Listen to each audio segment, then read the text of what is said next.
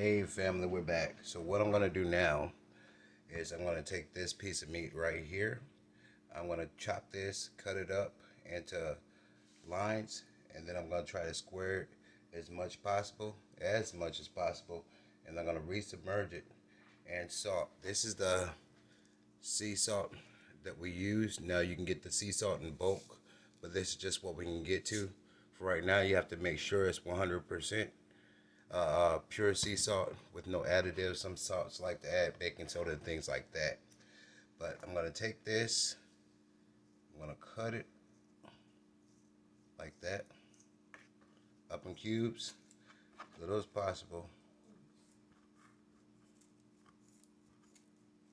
like that. And I am going to add it to the salt. When I get done with it, I'm gonna make sure it's good and mixed up in there with the salt. And I'm gonna add more salt to it. Like I said, there's two methods that I know about, but we do the fully submerged method, and this is just an easier way of preserving your meat. It gives you more storage, and your meat can last for years. This is with or without refrigeration. Um, we all know why we have to do these things, and it doesn't require a lot of money to actually do these things.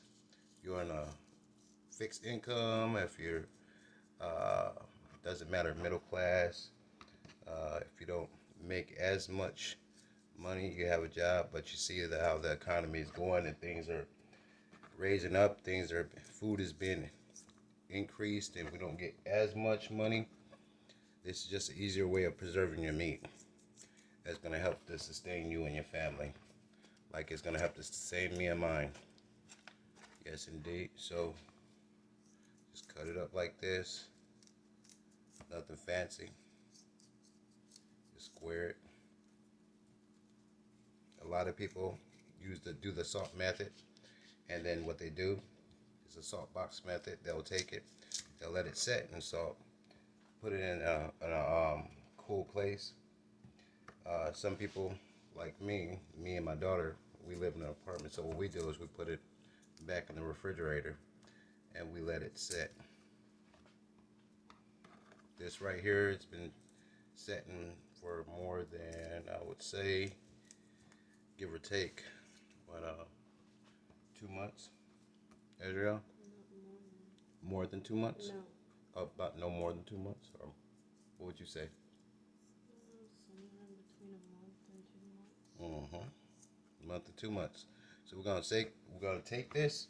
When we get done cutting it up,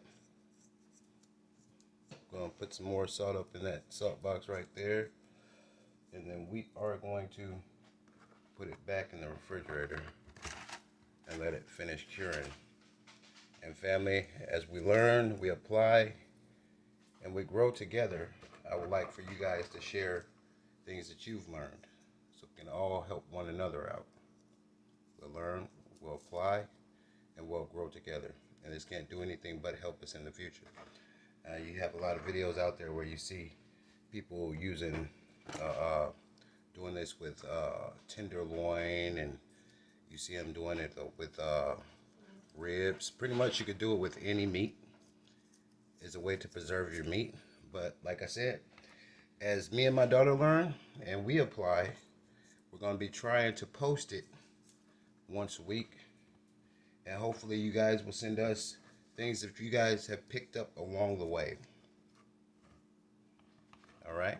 I'll keep on cutting it.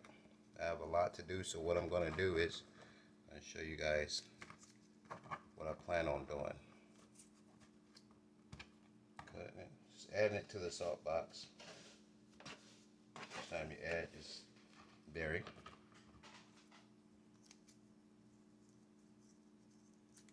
Like that. And I got all this to do. Once I get done with this, I'm going to resubmerge it in salt. I'm going to take it, I'm going to put it back in the refrigerator, and I'm going to just let it cure, let it dehydrate. Again, dehydrating, preserving your meat without the dehydrator. There's other ways of doing it. There's this new method that I'm trying to pick up and I'm trying to learn. I'm not sure if you guys remember, but I'm a little older. Back in the day when I was growing up, I used to see the older my grandmother and uncles and things like that. We'd go in there and there'd be this jar. It's a white jar, and I had no idea that they actually had meat just sitting out in the open all that time. And the jar is a mason jar, and the meat was perfectly fine. They cooked it a little bit and then let it set in its own fats, and it preserved the meat. So these things sustained us back when we were coming up, and they'll sustain us now. Is there hope? Most definitely. We just gotta get back to the old way of doing things, and it doesn't necessarily always require money. If you run out of sea salt, truth be told, you can go out there and get you some sea salt and boil that water down from the Gulf out there. And before you know it, when all the water is evaporated at the end of it, you got sea salt. So if you have where there's a will, there's a way. All right, guys, I'm gonna go ahead, stop the video here, and I'll pick it back up after I get done cutting all this up.